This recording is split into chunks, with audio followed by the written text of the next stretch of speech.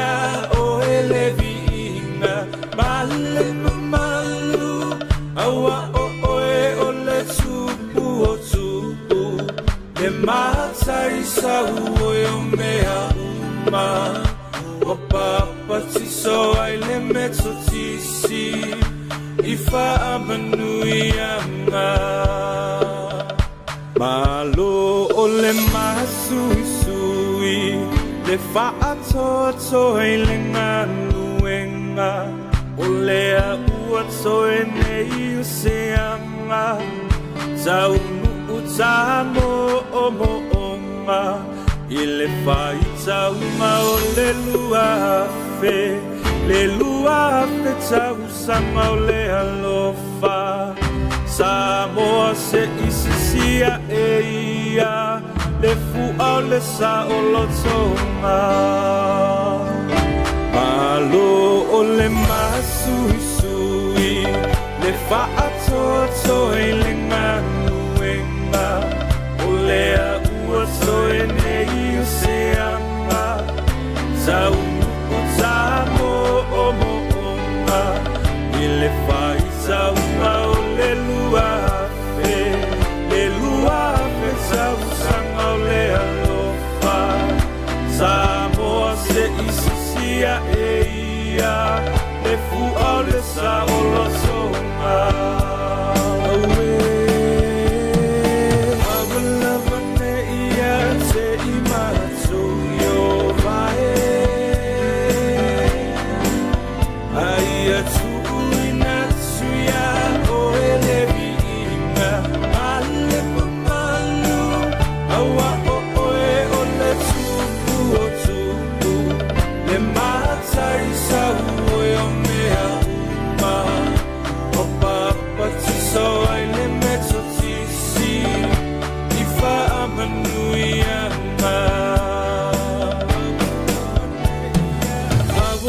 vane ia te imahatou yo vae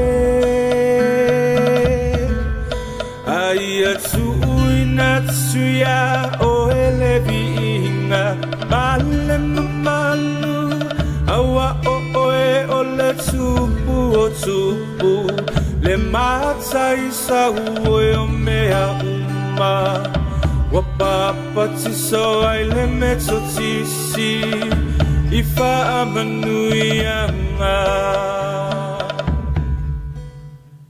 Kalesi ai kisi Samoa E pele oi le loko O maia se ka komomoli na au ifunga Ua e tai fufo I huta Malo a fua maua Le atua o whawhetai Ea, vi ele tua nei tu la o le fiafi. Ia o le LAOAI nei e tupu, e pe ona masani ei. Ia fiafi o asongo fua taitasi. A ele ia mataine ara le tātou whaasoa, ma tā upu nei fiafi. O le ase o tātou a mata mua I se talo. I o vaile tua lo mātou tamā. Ai mātou tele I whai au se ngā luenga. Pe tau tala fo I se upu e tasi pe lua nei fiafi lo mātou atua. Ia mua lava na mātou momori atu o le taulanga o le loto whaatai I lau fio. Ia ala le lau tau singa o lau puipuinga ma lau leo leonga I lo mātou ola. Ua mawhai ei o na mātou au lia maine nei tu la o le fiafi. Ia fo I atu le vi inga ma le whaamanu I lau fio. Ia I le nei tu la o le aso. Lele I elo mātou atua. Ua talo nei fiafi o se ngā luenga e whai e fua nei ngā luenga. Pe au noa ma lau fio. O le ala leo ua mua ai o no talo ma wala awa e lau no fuali I le langi tamai le fiafi nei. I liu alo maia. O fofonga ma e talia mai.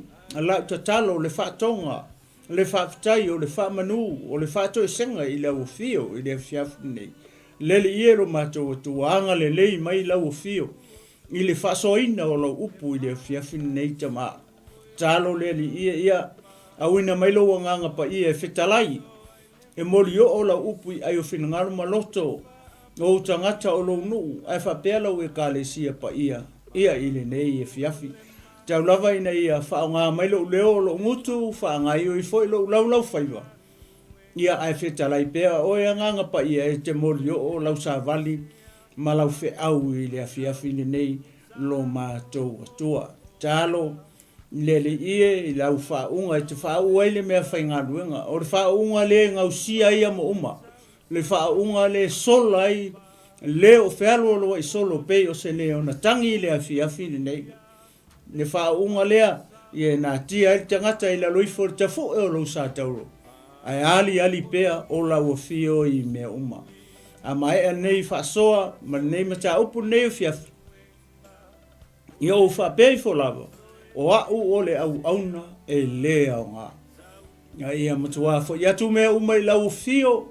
Ina ia matua vi I ai o e nei masa uma. Se o atu I le whaavau lau. I lau suafa pa. Ia lau suafa mamalu. Maualunga lau tele loto. Le suafa o lo tumu I le alofa. Male alofa muti vale. Le suafa leo lo mato ali o Yesu Keriso. O tatalo mavala. Au atu ai nei. Ia ine nei ia fiafi.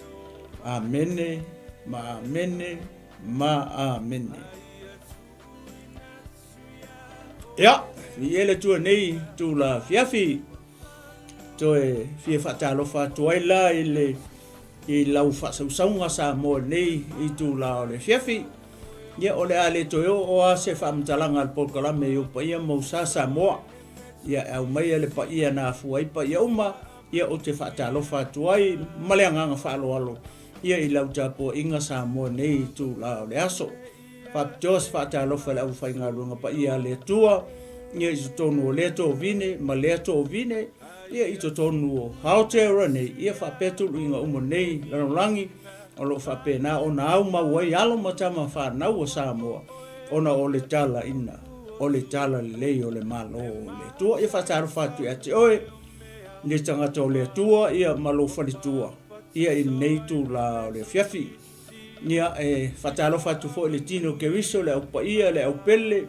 le au whatutua o ma uso matua whawhine I lea li ia I le nei ia fiafi whatalo whatufoi I wompa angal glopo ia o lo whapena o na tu masala lau solo ia I tūli manu e fia o nei lalurangi ia whatalo whatu ia te oe le pele ia I le nei ia fiafi ia malole soifo manuia malole langi ma pa ia lau whainga luenga pa ia o Samoa le tino keriso ia whapea wo ma pa angal glopo a inga wo mai masani o fia pea ia tuli mata ia pea le nei polkalame ia o le LAOAI al tupu ia le tua nei tu la o le fiafi ia le I amataina le tatou polkalame ma whaitau fo tatou tusi ia whamalulu atu ono ua le no fo ia fo le no fo tavita pe ona masani ai I nei fiafi ona o nisi o tutuangi e sunga le li whatonu pasa mai ia ua lai ona le pa au ma nei fiafi ia whaftai le tua ia o le fua mosia lao mosia vanoa ia e tau mawhai atu ai au wale LAOAI e le tupu nei fiafi ia maloso I manuia malo langi ma ia o le a masalo le a tatou anga I saolo le tatou tusi o le vaiaso le na tuana ia tu le na matala noa atu ai le chapter lua au le fiafi nei o le a o a mata tala noa atu I le chapter lua se fulu ma le kolu o le tupu le na matala noa I le vaiaso le ua tuana o le foi lai e koe apia mai I tonu o le chapter le lua se fulu ma le kolu o le tupu le ingoa ia Iosia ia atonu o le ana fai unga o le foi le o le chapter lua nai fa pe upo le tua foi le te alu file mu pe oki file mu wale tupu ia onga le tupu ia ale o le ale tau fia ia le tua lona tosa le wata pena e lilingi mai la I lalo Southern Kingdom po sayuta Nia lala u whaitau atua nei fo ipu I tolu mua a mata atuai. Ona o le chapter lea tolu se fulu ma le fitu ona verses. Ia whai asi ke le o le chapter. Ia leu tau sila mai. Ia leu manai ia chapter nei fo ne lea I le whasoa fo le peko lua peko kolu onga ke le chapter. Ia leu sila mai tanga I mai le fiafi ne ia ngā wau. Ia ele se me pole ai o le a se me o le a whailoa mai e le atua ma le anga pa I o le atua ia tea o le whiwhini ia me le la u whasoa atu ai ia anga le mai le atua o le ale tau mwhai foi le ina ia oko aku me lenga kupu I kongo le chapter ia mawhai ei ona uma verses I toru suma fitu le kongo I ia se e lesi chapter o la u whaitau atua la ia foi ipu mua tolu ia ona faso solo atu ai lea o ar faso e foi ipu ma le le tupu ona ava vai le mele le chapter le I le tupu le o Iosia o le kele o menga fai e le tupu nei le tupu le ya tato vava ai foi le tupu le mahalia le tupu nei o Iosia nga vai ai fa mai le fionga pa ia le tua le ai se kupu nga mua le ai se kupu nga muli kusa ma le kupu le o Iosia le foi se kupu nga fanga mai kukusa ma le tupu le o Iosia even David ma Solomonga ma Eskia tupu le I Sayuta awa ki kilo I le Northern Kingdom ia be le se kupu le ngai le malo piko no semi le wala se malo toya o le malo fo le o saita le ala le tupu le o Iosia o le tupu la Iosia le faso longa o tupu nei o le tupu le ngu mela se fulu fitu ia tupu pe ona ma faso atu fo ma pasta I vai so le tu ana ia tu le ma faso o le fa ingo tupu I lalo Southern Kingdom se luas fulu lo tupu ai o mai lo paperongia ave lo fatanga tau le ai lo maseme ka o saita au ke media le tupu ia ne pe o no fai atu o le kupu ngumela sifuru fiku le tangata le o iosia. Ai mai tau mai foi la o le fefini. Usala ko e kolu kupu ia totoe. Wa se fulu iwa tupu ilunga le north. Ai lu se fulu tupu ila lole. O le south. Ale o fatu se fulu fiku i le iosia. Ia tupu o le Southern Kingdom. Ya vai ko kiki pe to e kolu kupu le koe. A to lo lusful. Ia o fasoro ngā tupu ai pe o mea le whamatala mai tonu o le whiongpa ia le tua. Le e to tonu. Ia lusfulu i south, se fulu iwa north. Lea la u whai tau atua versus i e tonu. Ia e matatu ai le tatou fasoro ne e fia fisi kwa ko wawa ai. Ia foi le i mea na whai e le tupu lea. Pe o ye sia o onga foi le mo le au keusiano ma le au fatutu ma o le ke mai mo me le fefingi ia ma foi le o te fa so atu e no fuata ngata ia ma fai ile na fa masinonga ia ma tu wai e to ton e ton o le tupu le ia pe fit ma lo foi lifestyle ia fa pe nga foi le ala lo fai tau atu ia vesi e foi le tolu vesi mo e tolu. Famai, ona au atu le nisi e le tupu, ona la tau whapotupoto ai le ia te ia to ina umo Utah ato ma Yerusalema.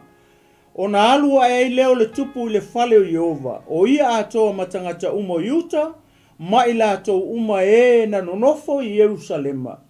O le au osu taulanga foi, ato ma le au perfecta, male nu uma. O ta maiti, a toa mae matutua, o na whai tau atu lea e ia, o la tau o wha longo ai i upu uma lava o le tusi o le whengainga, na maua i le whale o Yehova. Ua, tu foi le tupu i le tūlanga, maosi e le whengainga i lumo Yehova, e muli atu i a Yehova, ma ana i ana poloa inga, ma ana tu la fono atoa, ma ana sauninga, i le loto atoa, ma le anganga atoa, e wha wina fo i upo o le nei whiangainga, ua tu sia i le nei tusi. Ua aunga fo i le nu uma le whiangainga. Ne halawa e whalongo ia i le fiafine. O le tusi lea, lena maua le taimi lenga na toe whaafou ai e o sia le manu. Lenga maua mai e le ostaulanga sili, o hili kia, ma le tusi upu le tangata e ngō i a se whana. O la ua langa lenga mai merkusi lea, lenga ma foinga ka sahei e le tupu ona ofu. Ma whai langa kala foi fai le tala le tupu, foi le usi kai o le nuu o le tua. Le wai loa le leia e le tupu. Mea uma le wha mai le tusi lea. Le tusi lea na au mai ia, mo se le ua maua i. Wai loa le leia e le tupu. Le anga sala o Israel. Le ala le anga sa e onga ofu.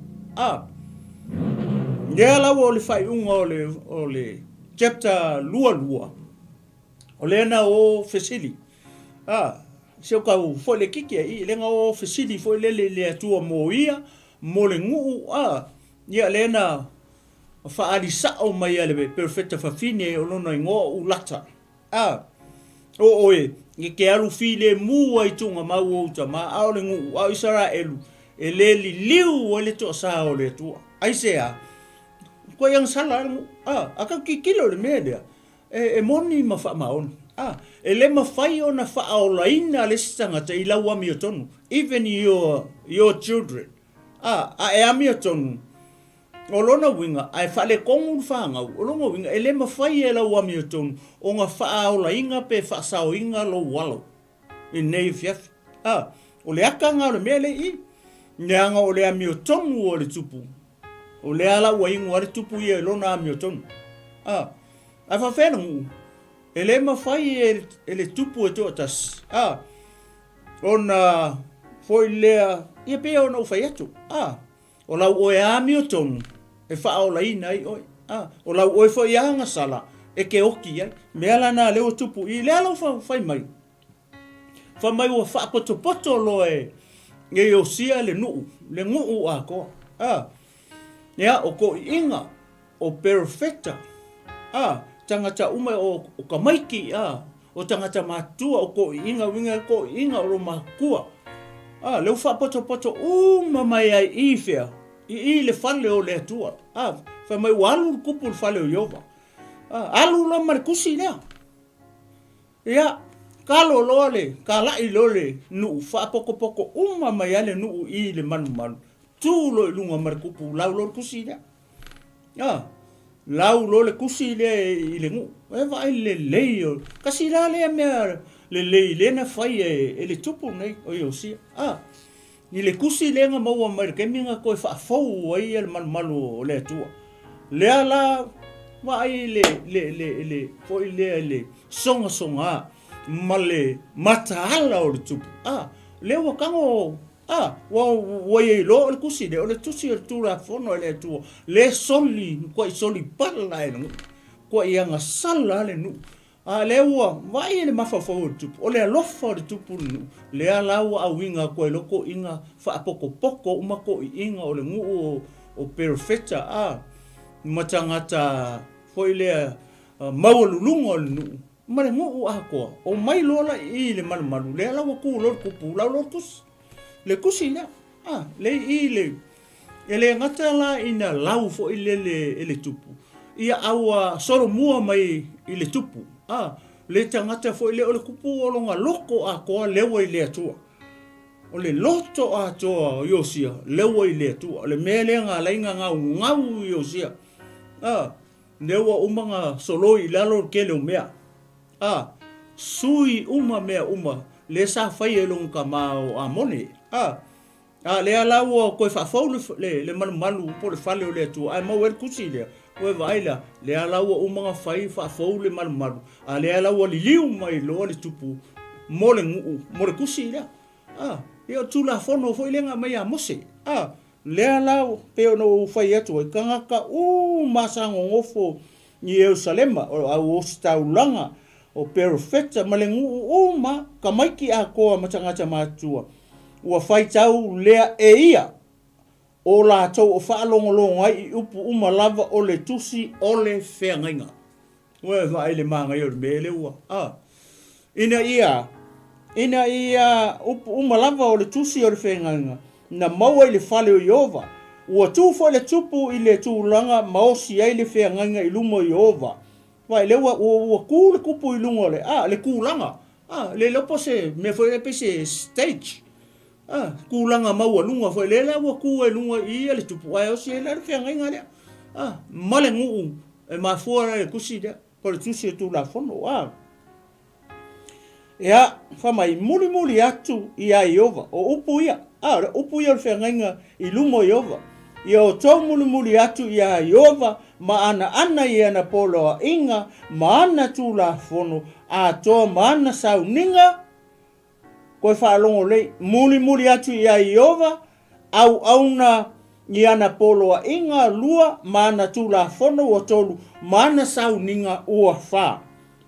Ile loto a toa, male a nganga a toa, e wha mawina fo I upu o le nei whengainga, ua tu sia I le nei tusi. Noe vai e mele u whaira kupu maka u kia le mele u whaira tupu. Ai sean me wala inga whai le tupu ia mea. O le alofa o le tupu I le nuu. O le alofa o le tupu I le nuu wala ionga nga whai le mea. Mawha ua o le loto a toa le tupu ua I le atua. Le ala mangia kele o le memo mua le whai le tupu. Ua whapokpoko le ngu ua marikusi o kula fongo por kusi o whengainga lau atu umai kangaka le whamai o kamaki. Lona winga leo whaalongo ia saita. Mangkua o Southern Kingdom le kupo le mele. Ua le se malo lunga ua le vanga le se malo. O lalo I South. Po le malo sayuta le sai lalo I Jerusalema. Le ala e tupu le mele. Leo whaalongo tangata. I le whengainga ma whanongolongo le tūla fono. Ma hai. Lona winga le mawhainga solo ISIS. a soli se situ la fongo ma mea ia lona winga ngo cost his life ai sia langa lengo fa longo umai o ka maki ko inga lo ma ko tangata umalu le sila mele le na fai ele tupu fa longo vale nga mai o tu fo le tupu ile ai la le wo ma fai pu fa fa mai ona fai atu ai leo le tupu ya hilikia leo saulanga sili mao si saulanga e au pito ane ia teia a toma leo le fai to e au mai I fafo I le malu o Yehova o ipu uma na faia mopa ala maa saiwa ma au uma o le langi ua ia susunu ai fo I tua Yerusalema I le fanua o 𝚗𝚘𝚎 kasi le me leng ferku olea a mai mai fafo ipu a mai mai fafo ipu o nga fai e isi kupu la ngai lumo ko ngai taipe o longa kamao a mone malonga grandfather o ai o Manase se vangalonga great grandfather ele fapenga ele fapenga longa great grandfather kwa also mele mi o leanga ele linga o Manase au eskia ele fapenga ko inga ia e kai fo ia Manase awanga a maka leanga e fai ule aleu koe fanga mai longa kali lenga ngale lua tau sanga o amen amone chama le yosi sa fo le mea kas ale la we fa longo ye kasi la le mele lenga fai tangata le kupule o yosi wo fai akulo lang kama hirkia leo stau langa sili na wori ia lenga la mau le lenga la mau ama se fana ia le kusil ke mi lenga fa fo o ile man pe koe fa so o ipa o le manu lenga ya lau fai atu lo ia hirikia me longa lua le so le hirikia sa o mai si o stau langa o isi mai le vasenga o le au stau langa ya lau fai ku fai si avanga o ko le ko I ku ainga le au stau langa o umai ko kongo le malo le atua uma mai fafo ipu le o ipunga fai mo atua ia o pa ala ma saiwa o nga fai isi tupu Israel wale ye kongo malo le ku fai le ye tono malo le tua me kasi le me manga ia le o fe o kong la o mai fafo ipunga la o mai fafo male malo le tu fa penga fa so ifonga le ile kingo fa penga fa so ifonga le fa le nganga o angi ipu le hanga o to tonu o tato e manga o mia le la o fafo e mana o mia le kia I fafo e manga o mia le ave fafo o ipu le hanga le to tonu o tato aya e ka penga sauni e ku ela le ipu fo kasi la le vai nga mana ia le na fai e fa menga ave ipu ia fa mai le nga alu mar kupu susongu I ku o pai Yerusalema le vangu le ka uma I fa mai o le vanu o 𝚗𝚘𝚎 o le vangu le kia I la pis ya la walu le tupu susungu o ipu ma me ia vai fa le manga ia o ia susunu ai fo I tuo o Yerusalema I le fanu o 𝚗𝚘𝚎 ona ave ai le o la tau lefu I Beteli la vai e susungu ia ave lefu I Beteli e se foi mali o le mea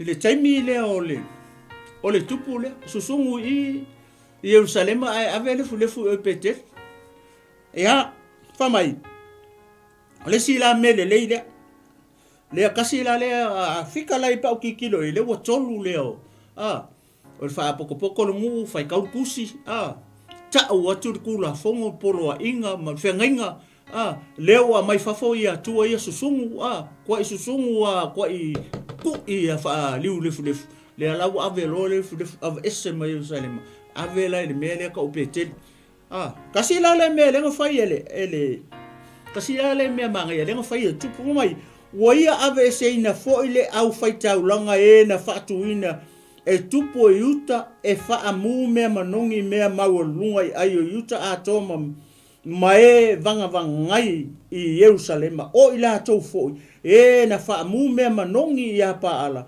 male masina ma fa ilonga le lang atoa ma au uma o le lang kasi la le mea le melo tupu I no ave ese mele au fai kaulanga mele wali ia sa fai taulanga I nga vai me ia I foi kamalengo ula uaku o le la o le masinga o au o le lang ai e ola ko fai taulanga o ngofia nga kofi fo e si kupu le sai luma o le kupu le pe fai taule fionga pa ia le tua e makua I ese ale kupu le tupu uma Israel fo mele fionga pa ia le tua e le se kupu nga mua pe ia se tupu ngai luma ku o le tangata le o Iosia e kusa mai Iosia aka ku va ila ia tavita o le lei a ke kilo e ele fai ia tavita se me fa pe o le mele o le makua maka uki ale mele na fai le tupu le o le mela I o le makua I ave ese uma o kupua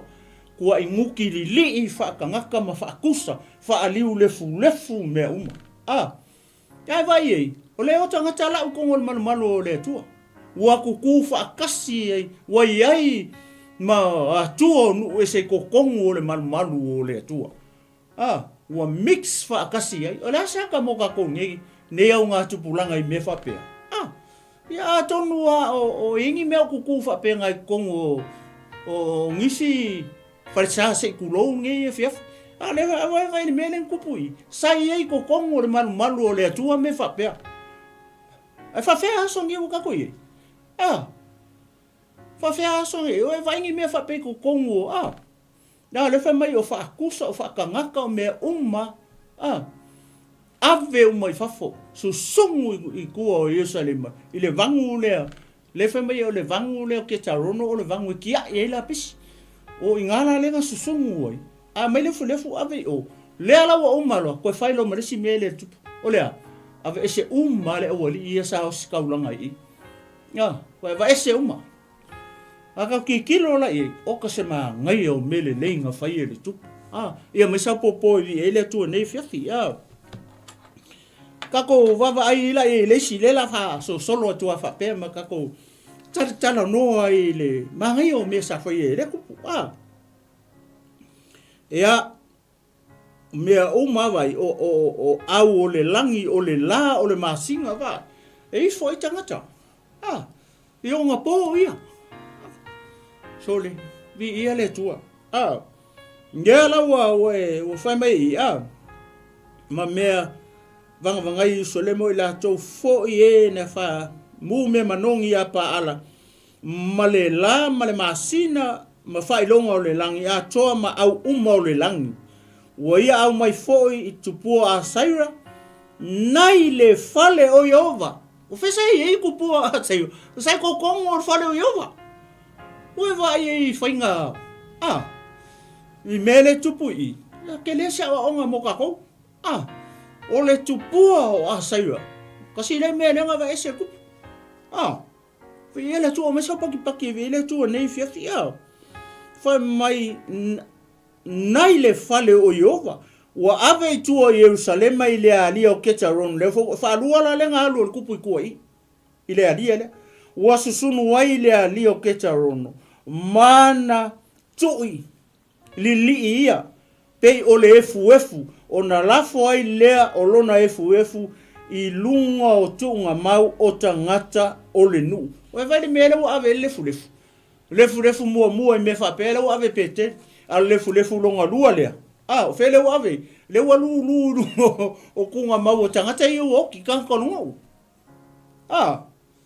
vai le manga I o mele le tele nga fai e kupunga I Iosia le ti o fai mai le se kupunga mua le se kupunga muri ele I fa ngau mai fa se kupu e pe o ka le Iosia vai me o fai o te ngo fa mo ki kilo le mele o fai le tupu o le aka fo I le o le tupu le ngonga fai le mea ka o le kilingi o masafan kingdom si o ka ko va ai le chala po fe ngaka mai le kilingi le o makua le wa le senof pe o la le kilingi le kupu Northern Kingdom awa o lalo I safu le o fa no ngar susungu ai ko le anga o ketarono le vangu ia mai le fulefu ave pete o vai le simele o foi le fakangaka o le atua le sai kukongo o le fale o le atua le fo susongo ma le kele o mea fa kusa o le la o le masinga o mea uma le fo koe ave wan fa lua le kupu kua i le alia o ketarono susongo wai mea ia ale la wa sa ma le fulefu o le ave peteri ale mai lo lu no kunga mawo kan kono vi ia le tua nei fia ma ngai ia ole ko le o ngā ruenga le tupu le o fai ele ska mai ngā ruenga le tupu o I kau ke loai le ko ai ngā loko le fe lo I ma le tupu le ngo ia iosia e kia fa mele fia pa ia le tu ele se kupu nga mua ele se kupu nga muli ele fa ngau mai fo se kupu pei o iosia aka ko ngofo fa pe aka ko ai ele le chavita kelingi le ai ngau ka ko lo foi me aka vika ia nga fai ele I fai e o si se mea pe o le mea lenga fai e chavita I le ava uria ele I muri lua ele I fasio tangata mea fa penga ele o fa makala mai tono le fionga pa ia le atu nga o mea le lei nga o nea pao mea e fai e tamalo I o si ia vi ia le atua mai sa popo vi ele atua nei fiafi fa mai lo le ia o le foi po fitu ua ia le petia fo I fale o e fa so toma sai tafa o le fale o Iova. Vai ni me kuku I fale ka. Next to the temple. Vai fai ngakam. Ele ngaka o le ye o fa akusa ma me ko kongo le man malo le tua. Ale foi fa pipi ia ko ma fale ka. Ifea, I ka fa man malo le tua. Ale ngo fai ka ua ko ngi. Fa mai o ia le petia fo I fale o e fa so koma. Vai fai nga ia ro kiringi. Yo kiringi ese fale au faso koma o lana wingo meia kama foi e tamaloa pa fai kau fa pejania o fale faso koma tamaloa a fe ku e fale kama ia sorry e next time malo yo ma ko le ula o le ula ka o la nga tupulanga le kaini o kupo yo sia anga ka penga la le tu kupule nga penga ele tua le kupule ngake kiringia ma me o whakangaka o whakusa o ako nga mea kilingi mai kokongo le manu kilingi au kafa le manu ua kele kulo ia whare kaa le wai si o whare kaa le ne manu o le tua ea mai sa pati evi ele tua sai tafa o le fale o Iova na la langa e fafine o fale mo a saira I lea mea. Moe vai Moe le mea le fai finge Nge fa fai e finge I le fale le. Ma kafa o le fale le. Ia. Nga eke ilo. Mai. Ua ia au mai fo I o staulanga umanai a ai o Utah. Ma na fa leanga I mea mau o lunga. Na fa amu ai mea manongi ele au osi taulanga. Pau mai iki pea pau mai I peresepa o ira o ke loa le peo ngo fa ya kurkiringi le o kiringi er kupu o fe me ia me o ki pea ma peresepa o ki pea ole ai o Peniamina o fe Peniamina o vai le mele o ye le fa nga ina le tu ole o Yosia fa me lewo mai a wali o skaulanga I fale ia kele o skaulanga le I me ia lewa mai mar kupu le se sola o ngole kaimi o le malosi o le tupu le a kilo ye o se kupu e kalavou fa me nga kupu yo sia fa ko avalu on kausanga ale fa me le fionga pa ia le tua e kolu se fulu kasi kausanga nga kupu ia le ia tangata le o yosi along winga kolu kasi plus 8 on makua kala boua longo winga kolu se fulu iva tau sanga le makua le kupu pa ka kilo awa le o ese tala tu spa ia fa pe o koe fa makala mai ngisi ka usanga o yosi ai tu atu o ka usanga ia ila wa ulea baba ai mala fa tau ia o longo winga fo ringa mai e tolu se fulu iva tau sanga o Yosia ia e oki kala vou fo ia au ke fai aku o le kele o mele le ngong fai mo Israel mo sayuta mai Israel uma ngia lau e falongo ia pa mai ai peita ele o Westfia le usa to ia o sta langa pau mai ki pe pau mai pero sepa mana le peti fo I mea mau le lunga o faito to asai le mea uia tuai le faito to o yo sua le ali e pule le ai sai ai I le tu tawanga vale o le tangata I le faito to o le ai ai masa mea kilingi uma e o sia mea uma vai le manga ia wa kilingi le ko ise mea ko e ku sai ai le tu ia fa mai e peita e le o ai o si tau langa o mea mau lunga I le fata fai tau langa o Iova I Jerusalema ma ona la tau ai I le areto le fa fefeteina fa tasi ma o la tau uso ke lola wari ia le sa o si tau langa I kua I mea ia ele o mai Jerusalema a le fa nga inga I la ko ele ai fai kau fa pe tani o mangingo ia ele o mai le wari ia Jerusalema la wai lo le leia le wali le masesi o lato e fa nga inga I Jerusalema ma le temi le o la ku le o makanga nga kilingi e kupu ai ko set up le malo o Southern Kingdom ia ma Israel uma vi ele tu nei fiafi ma sau pati vi ele tu nei fiafi fa mai lola ia ai peta ia nga sufulu ua ia fa leanga fo I to feta o le vanu o le tali o hi noma ina nei fa au ane e se tangata I lona tali po lona fine I le hafi I mo loka kasi la le me le fa leanga kasi le mele o fingi mele lo ma tau le fingi kasi le mele o to feta o I le kupua fo le ave susungu ai fai tau langa I le kua le o mo loka le I le mele ale fa mai au fa leanga kasi le mele lo fa tu makaukia le tupu pe ngo fa ya ko le kupu kalavo ale o fa longo le fefine o le kangwa ma lo si le o kupu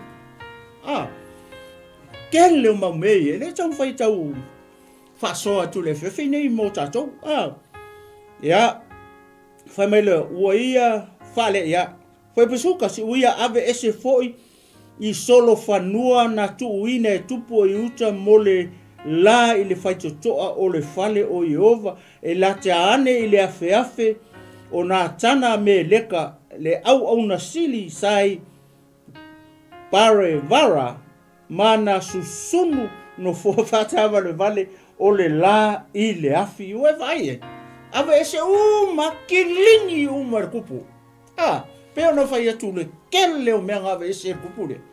Le ise mea. O kilingi, no fai kilingi al kupo I osia. Aisia, langa le ilunga loko I le tua. Pa whenka ko I loa. Lenga I loa I le tua. Ele kaminga sa ei ofu o le kupu ngau ma ore kusi rengo mai mahili kia o inganga si sila I le tua.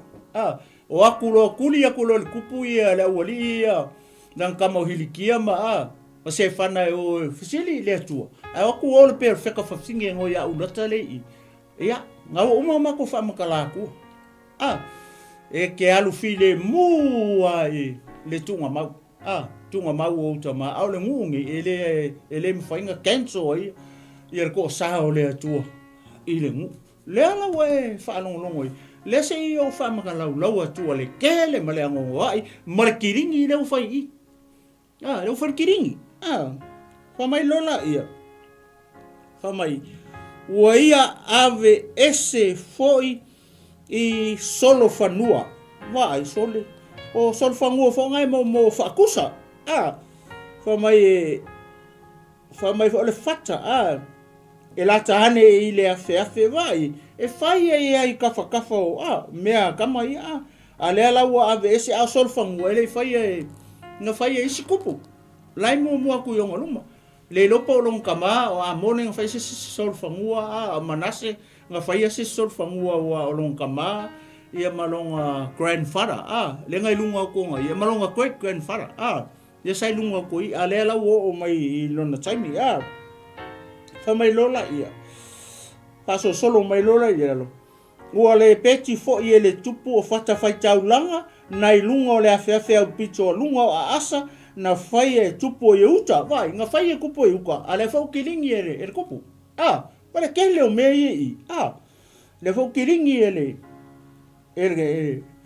e o sia mea umai, whamai loli a toa ma fata fai taulanga, na faia e manase i loto a uma e lua o le fale o Iova, o mea la ia, nga faia i longa grandfather o mangase, nga ia faia whaakusa e whaakufu, nga le wae whamai e lua loko a o le maota tupu. Le nga whaakua ila e longa grandfather ia tua ia le peko mouma i whamai a toa ma fata fai taulanga na faia e manase i loto a uma e lua o le fale o Iova, ona tele vave atu ai lea, mai lea mea, masasa hatu o la tou lefu i lea lia o kete rono.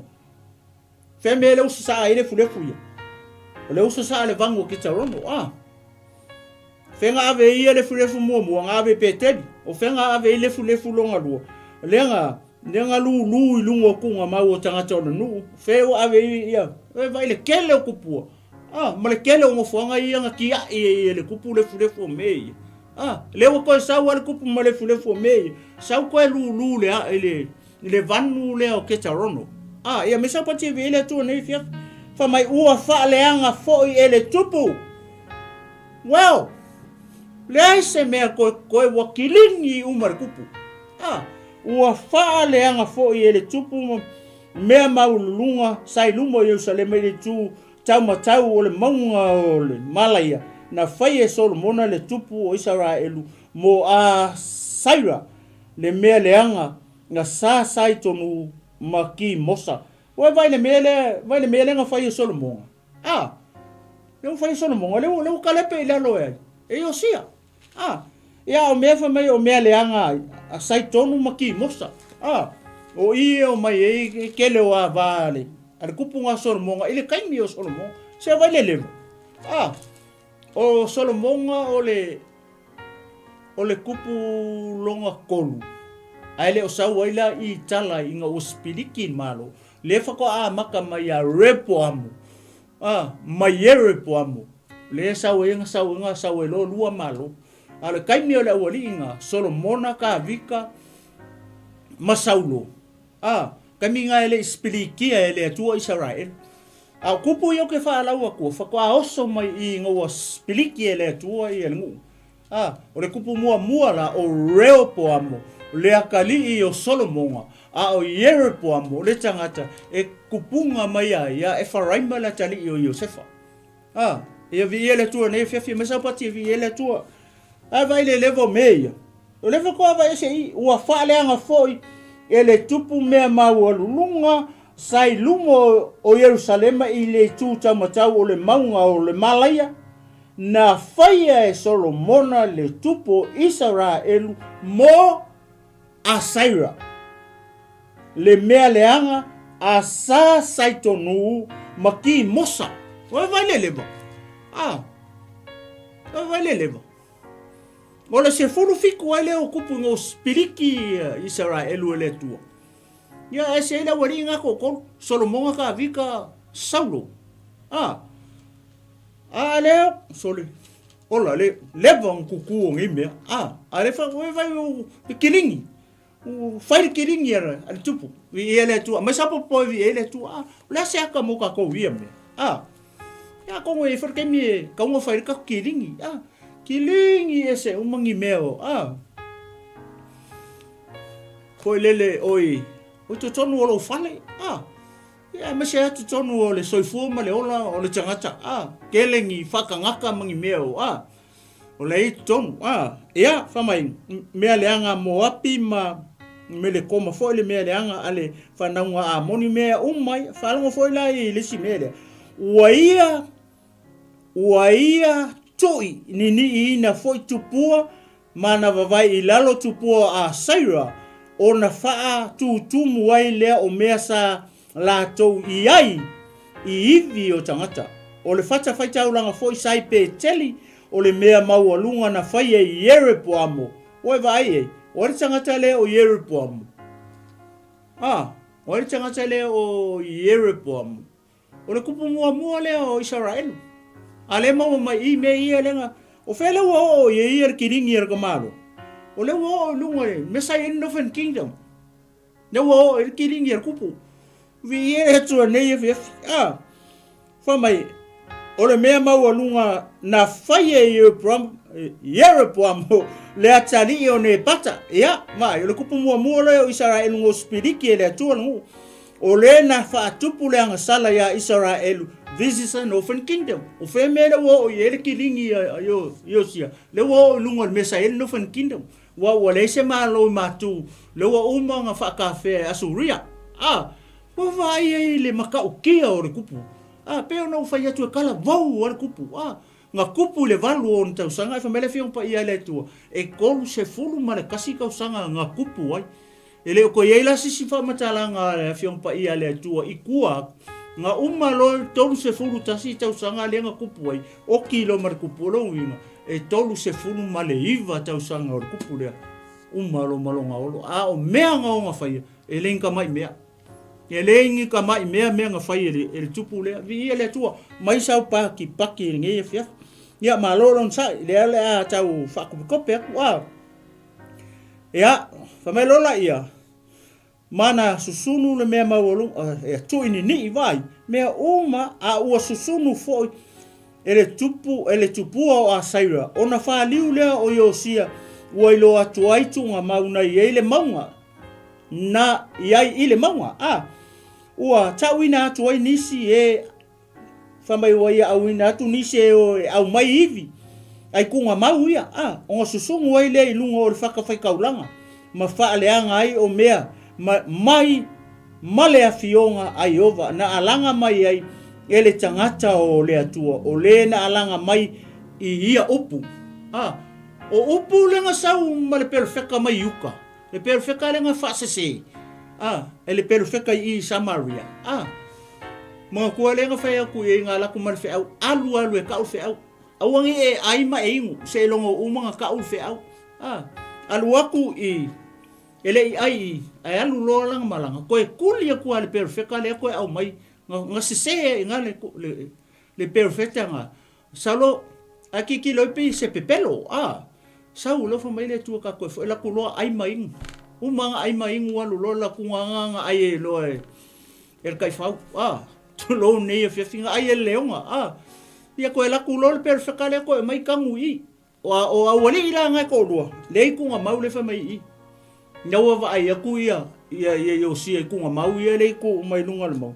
Lea laua ave a winga ku tangata a mai vai a mai hivi. O fe a mai susungu nunga whakawhai kaulanga le. A ko va ai ia e sao kusa o le fe au lenga sau mal perfekanga mai uka. Le whako a kaungu I le aso le. Le whakawhai kaulanga le susungu ai hivi nunga. Alal mea wo hivi e perfecta. Lenga sau mal fe au mal perfeka lenga whasenga ia. Ele a mai Ele a mai e kuku, whamai ku oi pea. Winga la lewa whamai awangi ia o ia pea whainga o la iwi.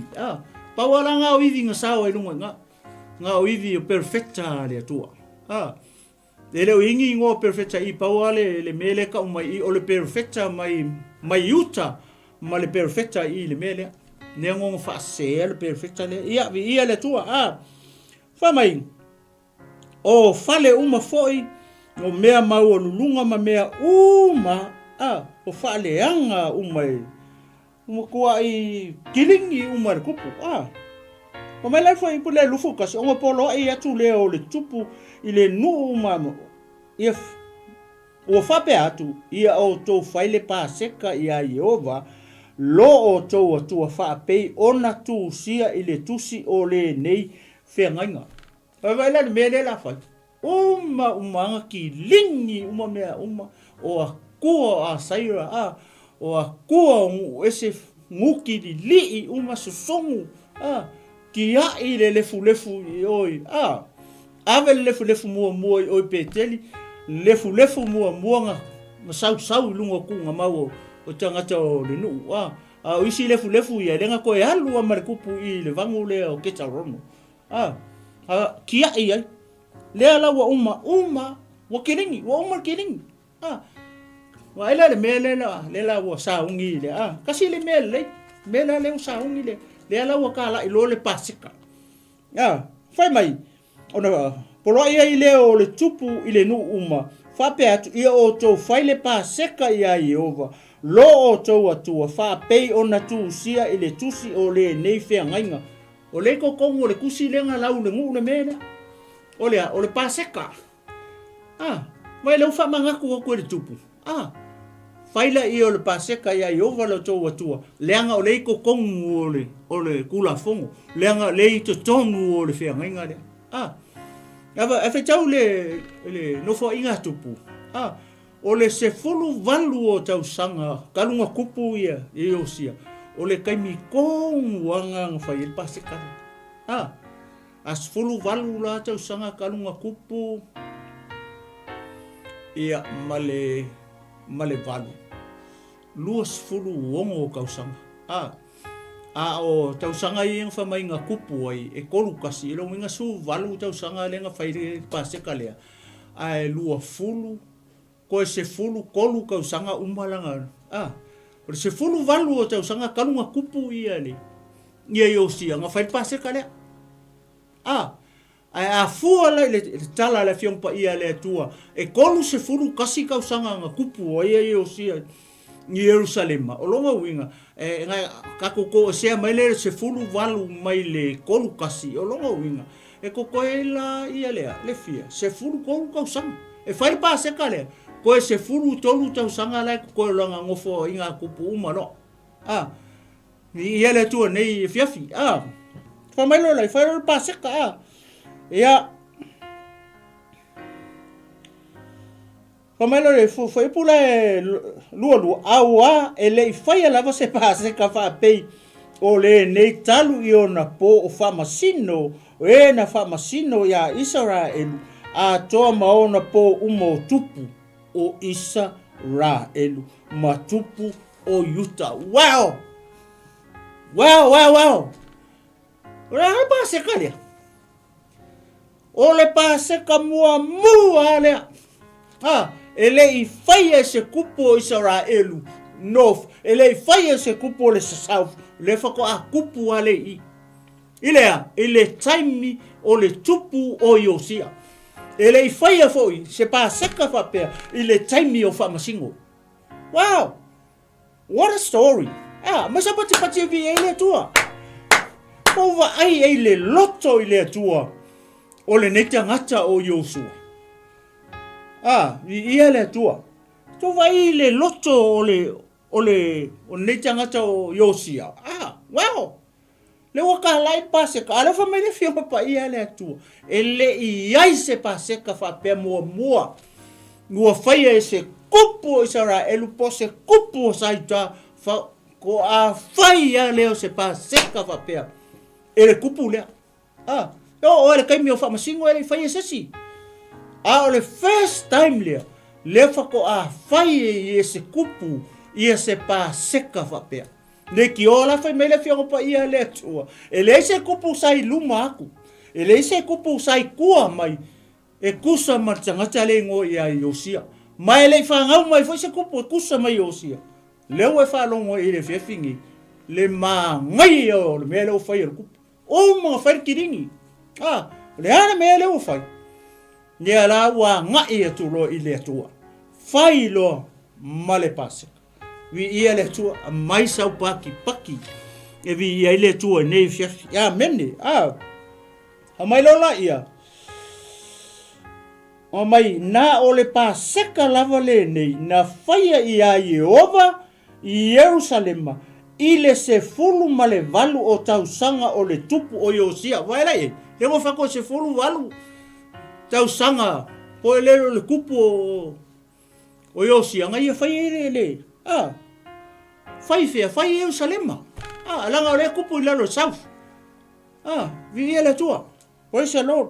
O le paseka lava le nei na whaia I a Jehova I Jerusalema I le se fulu ma le valu o tau sanga o le tupu o Iosia.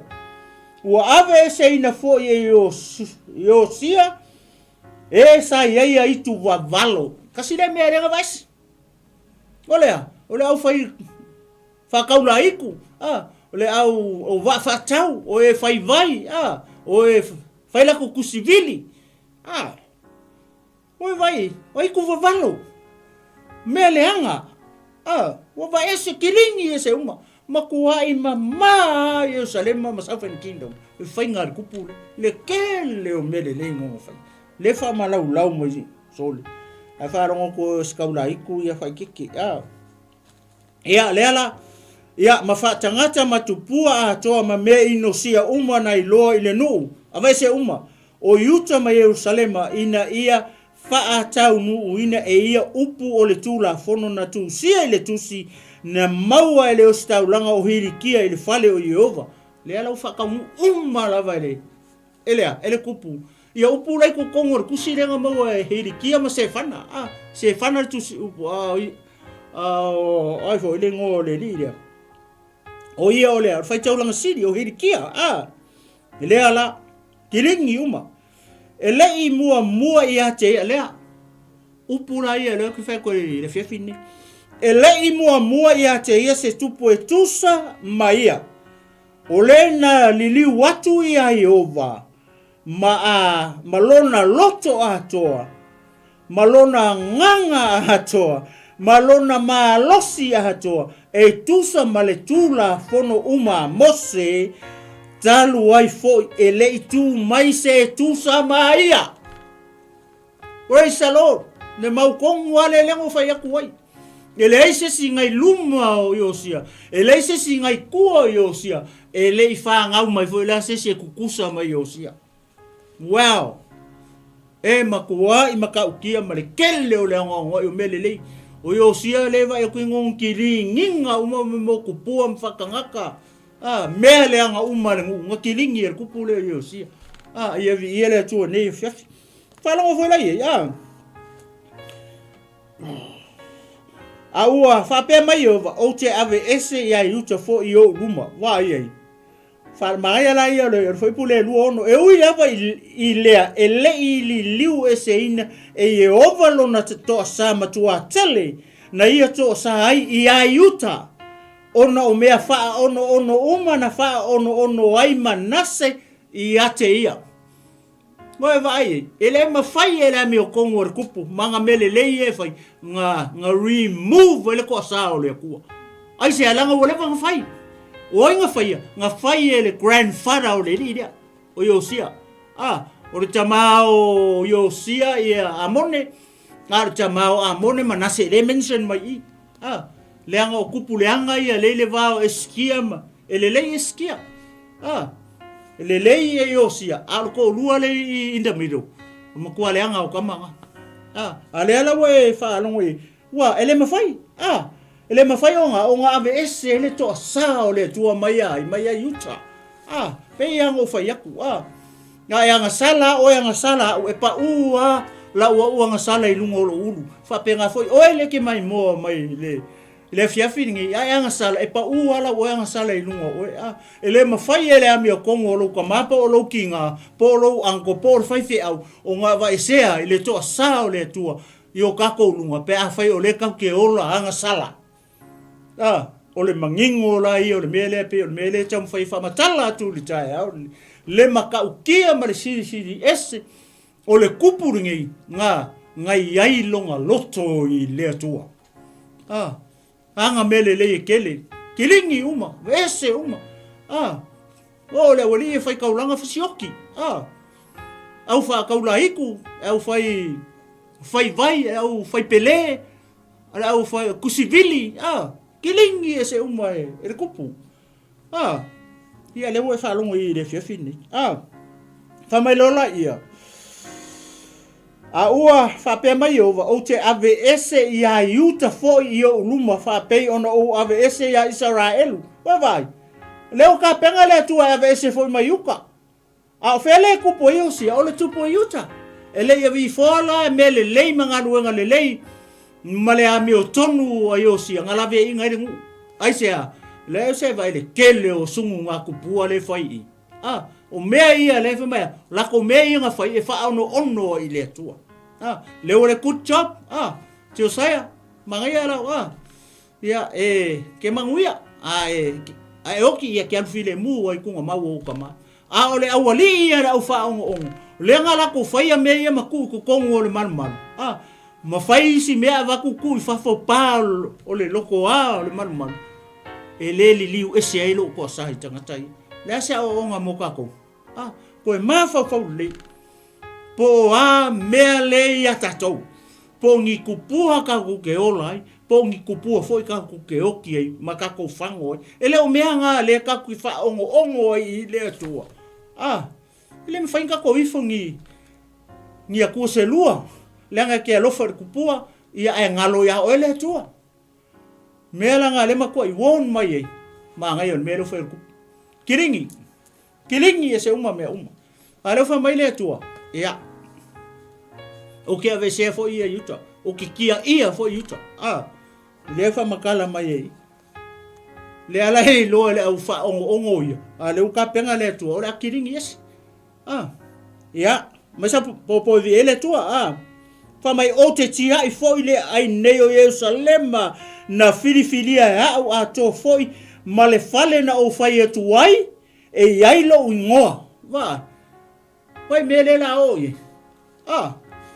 le la dam male e o fale o man e o le ai nga fili ele tua ku wai lo so wafa e fa le mele la ka penga le tua le la kiringi le la vese ai sea la nga le sa o le man wa ku wai me ku pong le manga o le tu fingalo le tu fufulu ese kilingi ese uma a kongo sis kai mi sis so ko fa sis man ia sa nga man le ai fa sis man longa lua e fa mele fiango pa ia le tu sili ku le malu o le fale longa lua ngai lo le fale mua se aka fa penga ia le tu ia ile nei ia fiafi le la uma ma sa popo ia le tu ia o te ave ese au te fo i o luma ia lela kumai o toe o te tia i fo ile ai nei o Jerusalem ma filifilia ia to fo i male fale na o fai atu ai e ai lo ngoa o toe o mea na fai e Osia ma mea uma na ia fai e le tusia e ia mea i le tusi o tala i no fo inga tupu o Utah vai o lana nofo inga na alua e ai farao neko le tupu o ai kupito i le vai tafe o 𝚗𝚑𝚙𝚎 le la uma ma sa popo vi ele tua ma loka puai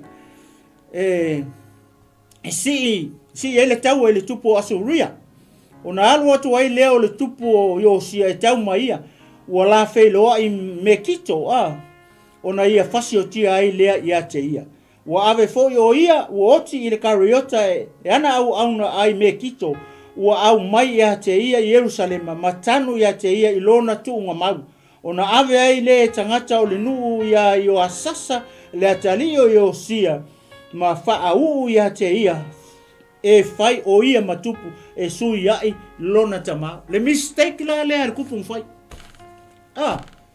le mistake le al kupu le o yo sia na fai ia vi ele tua malo le se uma se ka fa makala ku mistake al kupu ma ngai ar fai makako wo ye vi ele tua ma sa popo ma se taulanga pati vi ele tua nei fiafi o le ala wa sau ia le kupu o kupito le kakalengo ya farao neko e saula e alu e kau mar kupu Asuria le ala o le mea kupu i Oso Valley au le maha ngai o le mele ia tau pe kako wo i kua i le lua no fo inga tupu se kako se o kango fai kau ma ngai ia no lua no fo inga tupu se ka o i ka ke lo le Oso Valley ma le nga fa longo le ma ngai me o fai ai ponga nga ua le usika i le kala le nga fai mai le tupu o ai kupito o farao neko ale fai mai sai ele atua we vai kanga ka e selo na ko kanga kala ku ke le lo le atua le Israel wa fa nga fa ele atua le kau kala fo ele atua le kupunga sai ele tupu nga fai Au ngai lua kau a saule li leo yo sia ke lua kau fai e ngai a oe. Leo te ia te oe. Ole chapter la here. Ia le tua lua le no fo inga tupu chapter 35 verse 24 ia lela la fai chau atu le meleng kupu I le ka mai luma I le nga kau ma farao neko le fa mtala le mai I le I vesesia se o fai chau atu la ma ia foi la wa lela uma fa mai ua ma vai me uma ua saunia fo I o sia le fale o na alua e leo neko le tupu ai kupito e tau ma kare ke misa I 𝚘𝚘𝚎𝚘𝚘 o le ngola leo le kupu asuria denga sau alu ma Northern Kingdom o na alu atu ai leo o sia e tau maia ia whalongo lei a ua awina mai e ia o le savali ia te ia ua whape mai se a launa ia te au o oe le tupu o Utah ele o oe o se kupu asuria o oe o le tupu o Utah nisi upu o kele sau ka ke kau ho sau ma ke kau ma le kupu e ngo ia kere ki misa o le tupu o asuria le la fala o kele aku le ia me ia po le I ele tua mai sau pa ki paki vi ia ele tua mo le o so vale fala o hole o na alu atu ai leo yo sia e tau mai ia ua awina mai e ia o le sa vali ia te ia o whape mai se a launa ia te o ele tupu o Utah ia vai le maa ngai o le whainga neko lenga sau mua le sa vali man fe au se kele lenga sent mua mai ia nga au nga se ele o kone maki mai makau ese le a inga le mako kau maki kau ai ma fai au alu e fia kau war kan ka le yo si so ia falongo foi la fa mai o te le I alu watu e tau ma oe le nei aso vai ke sau ka ke kau le so ngi ri yo sia ese la inga le ngo sau makau ese ngu ese malo ese gopo le ngo sau matau le ia neko le frau neko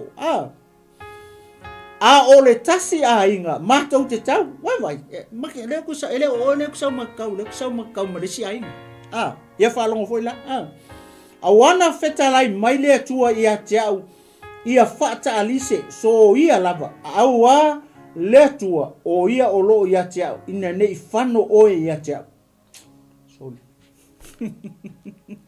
fetalai mai le tua ia farao neko ale won mai o ke we fango ia ke rango le ia o le tua ia ele se kupo Israel o kupo kupito ale wa vai e fa nga fo ele tua ia isi kupu mai si tangata e a wala mai longo fina ngalo vai mele le ma me ke le fai ale wa mo le so vale langa kupu kala vo pe on fa pe wa verde kele o me ia ngongo kili ngia umai Southern Kingdom malunga pe wa mimika ile kupu ka ilo ia fekaria o po le asa o ka o ia mior kupu nei fano o ia tau ai le liu ese yo sia ia te ia ua ofu ese o ia ina ia tau mai ma ua le whaalongo I upua neko mai le fofonga o le atua e lua mea nga whai kupu I kolu o le whalongo o le usi sky ua ofu ese vai le whalongo le upu ai a le atua o ele sa ile upu le atua lai sa ile kupu o kupiko le upu le atua ua vai le mea ua ui mai le atua a le wha mai so le oe e oki a kia ua umo wha mai le atua I a kia angi a le oso kua fia kau ia afu la me o koe ofu ese ke le kupu o Israel mo fai le mele fa pe e fia kau e pala ai le fia manga ofu kupu ai longo fia le tupu yonga la o le kangaka mua nga e o le au kau e ku ilalo o le kupu wa le kaimi e pa u le kupu ilalo o le kaimi fa ngai angi e langa au kau a le wa fa longo I o le ofu longo ofu kupu a le wa ofu nga longo miki a fulimpu mo longo sio Ea, sao? E whakami whapengai ka kou a. A lafi fo ia ke ua sui lau skairi a. Sui lau ofum. Ia lea tua nei fiaf. A mai sau paki e vi ai le tua. O I kongo ala lenga oki. Aisea. O leo skai le. Ile upo le tua. Lenga sau mai farao neko. Ai oso kwa. Ia oso fia kau ala me ofu o se ele ofu o kupu. Fa pe uma me asa lenga fai.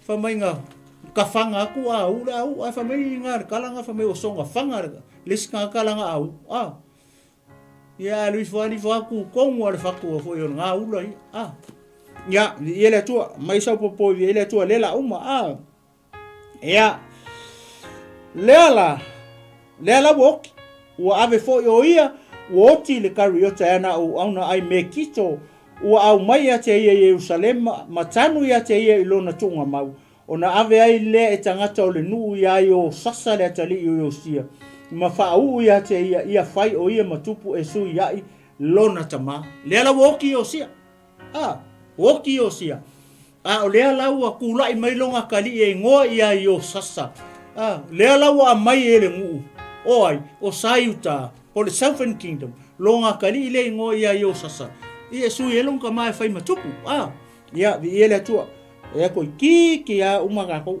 pa mai o le lua fulu ma le tolu o ona tausanga na fai e o sasa matupu e tolu foi masina na i tupu ai Jerusalem vai oia e lua fulu ma le tolu tausanga ai fai o sasa makupu filifili e ngu ale fa mai ngale kolu ama singa kupu ai o ia i Jerusalem makau kia se ka ki tiro pe sa fa mai ole ngolo na tina o hama tula le a fafine Yeremia le lipena wo ia faia le a mio le anga i luma i o vape o mea uma na faia e ona tama same thing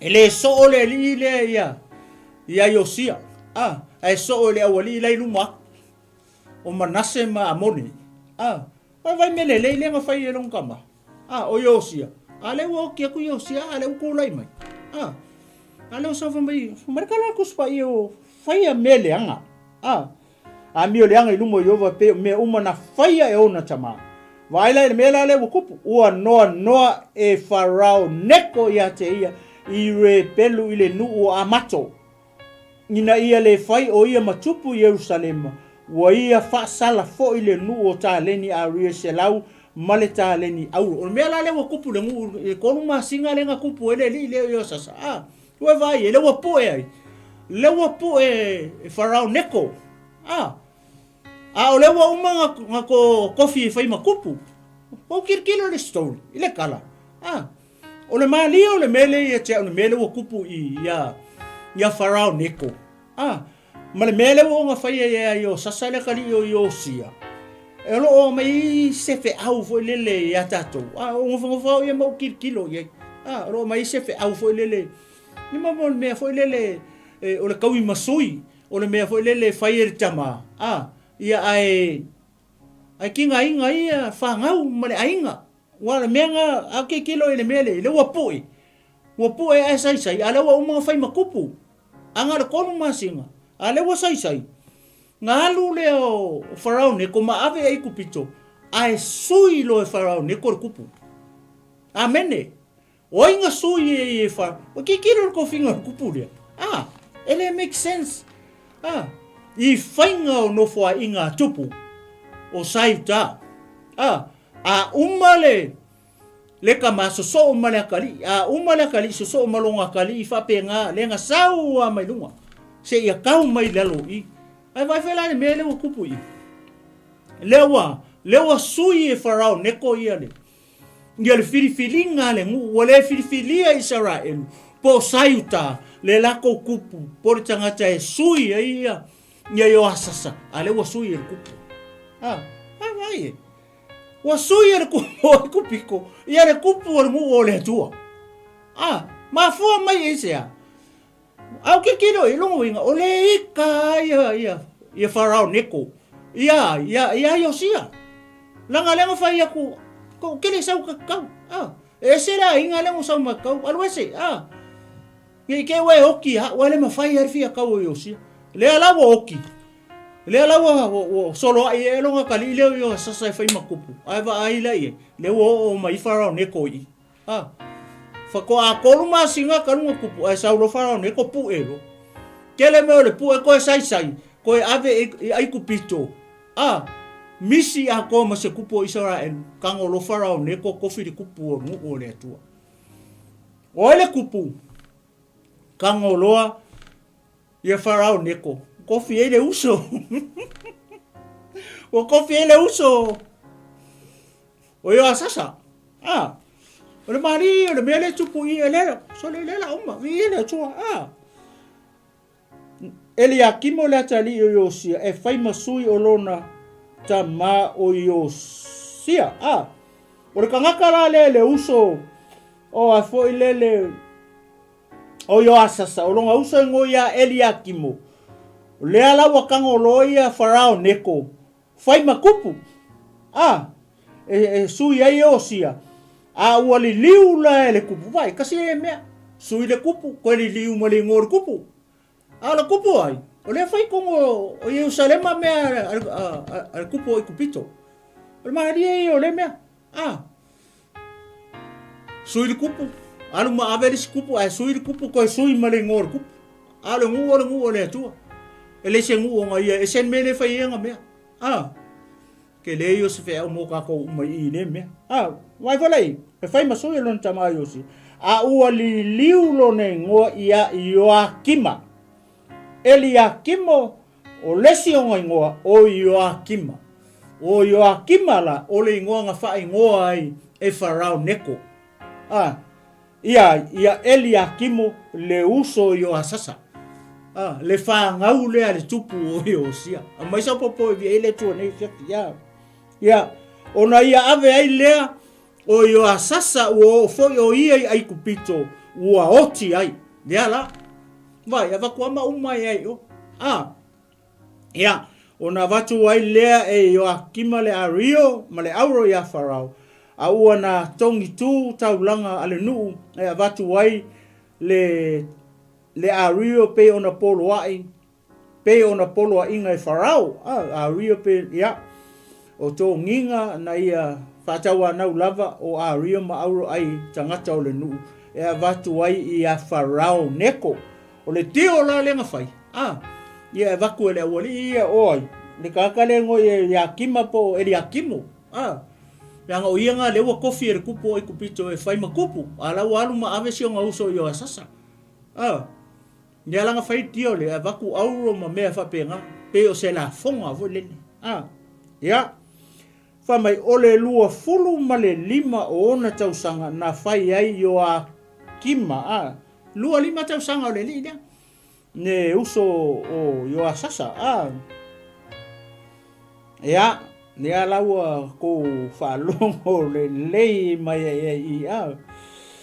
I le mele o iai. E ma lie ke le sole ia le tala nei o le luas furu koru kausanga o yo asasa nga kofi ele ngu e fai makupu o le luas e furu fia ma le 5 kausanga o le lile o ia kima po Eliakimu o le nga sui e foi le farao neko ia e fai makupu alu lama aves kama le yo asasa leo avaku ama maliwe ai according to what the Bible says. Leo te fa malaua tua. Ia e se fulu male tasi tausanga na tupu ai o ia Yerusalema ia le waka mai se fulu kasi kausanga. O le ngolo na tina o se putu o le afafini o petaia o le ruma o ia faia foi le hami o le anga I luma o Jehova fa ape o mea uma na faia e ona tama. E a mio le anga foi le ali ia kim. E le o se ia. O le fia ai le o tupu. O fia ai tupu I. Ia le o suru iwa kupu. O yo asasa. Ia maleli le o yo a kima po Eliakimu. Alanga la le tupu le nga alu. Yo asasa le nga alu ma. Ia. Ko kiki a o te mi ka ai fala yuta. Ia. whamanuia mele tua nei fiafi. O le tātou polkalame lea, o le a foi se whamalosi o se whamanatu, o le a foi se a onga mo tātou I ngā luenga le lei ma mea tele na whai e le tupu o Iosia. Ia ea o au inai, o ele te mai moa mai. O e keu siano maritanga te whatotua. Ia whape na fo ia ma tātou umai le fiafine. O le ase mea ua le mwhai ona o atu iei, lau whaasoa, ma sou iloa, le tatalo, anga leile anganga pa ia o le atua, wha ahatoa atu se mea ua le mwhai ona o whamtala ina. Ia winga I le tala nei. Ar taimi nei, o le a whangata mai I le tātou polokalame nei e fiafi. Whamanuia tene mai le atua. Le a tātou whai se talo. Ia vai le tua o lo mātou tamā. Wa mai anei le whaasoa. Le atoa, le au. Alau au auna. Talo tamā la fo ia tu lo wanganga pa ia. Na te moli o. Na te wha malama lamaina lau upu I ayo finangalo maloto. O lo nu mo tangata ai maisia lau e kale sia keu siano ia ini nei e fiafi tamai talitonu tele mano noa I nia o onga o lo ia tutonu o nei tala ia mole tino o keriso tama ia lavia ina se nganga mo lo malo sili ona fa malo sir tino o keriso ina ia tasile tino o keriso se upu se tala o tala ia o le tusa malau fafu tama ia fama ngalo mai ia o lau ai e matua fo ia tu me uma I lau fio I ai oi nei maso uma se o atu I le whavavau I lau suafa pa ia lau suafa mamalu e maualunga e lau tele e lo loto le suafa o lo tumu I le alofa ma le alofa muti val le suafa leo lo mato li o Yesu Keriso o tatalo mavala au atu ai amen ma amen Ia, mai a tea nei, le tinu malo fulu, ia o te whatu. Samoa nei tu la o le tō whasoifua, Samoa.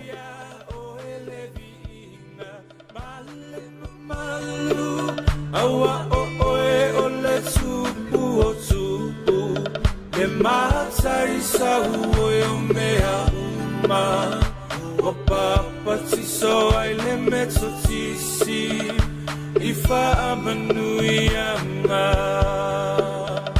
Malo o le masuisui Le whaatoa I le ngaluenga O le aua toe nei o se anga Taunu o tamo o moonga I le whaitaunga o le luafe Le luafe tausanga o le alofa Samoa se isisia e ia Le fua o le sa o lotonga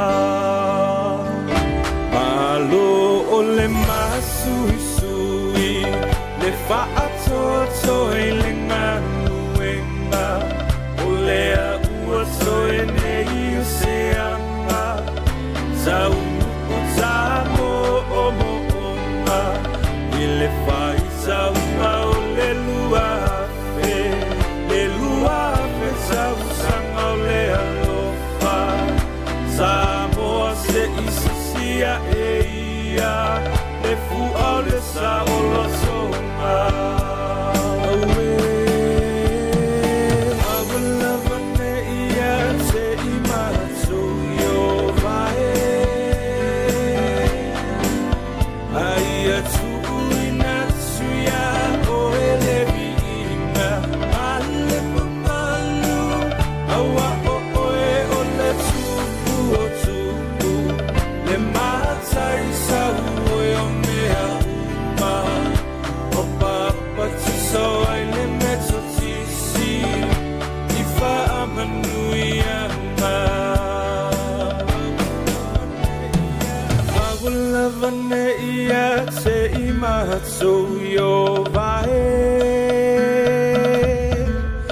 Aia tuuinatsuya o eleviinga Male mamalu Awa o oe o le tupu Le 𝚘𝚙𝚢𝚛𝚒𝚑𝚝 o mea uma Wapapatiso ai le 𝚘𝚘𝚎 I 𝚘𝚎